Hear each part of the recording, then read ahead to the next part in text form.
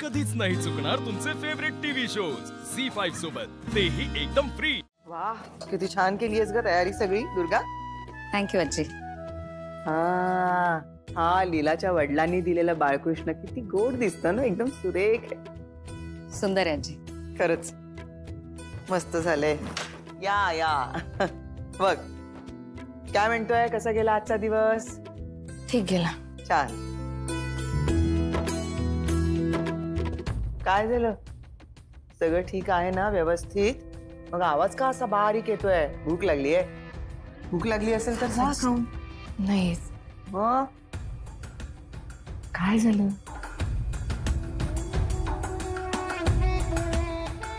दुर्गा, हा?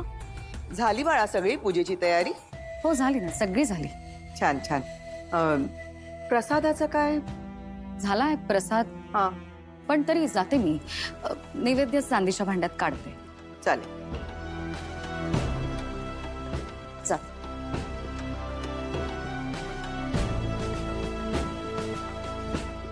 बोला काय झालं?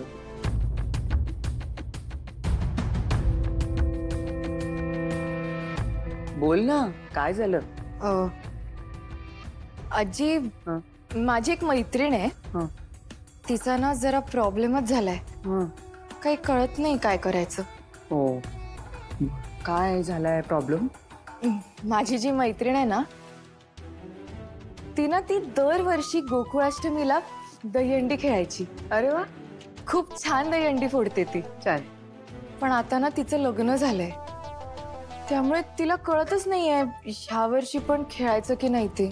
ती मला विचारत होती काय करू, पण मलाही नाहीये काही कळत।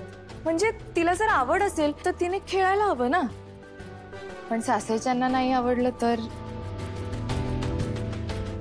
हा, प्रॉब्लेम मोठा आहे नाही।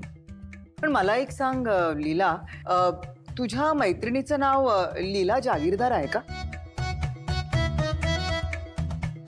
काय लीला, मैत्रिणी आहोत ना आपण, ठरलंय ना, मनातलं सांगायचं, मोकळं व्हायचं, दडपणात राहायचं नाही, ठरलंय ना?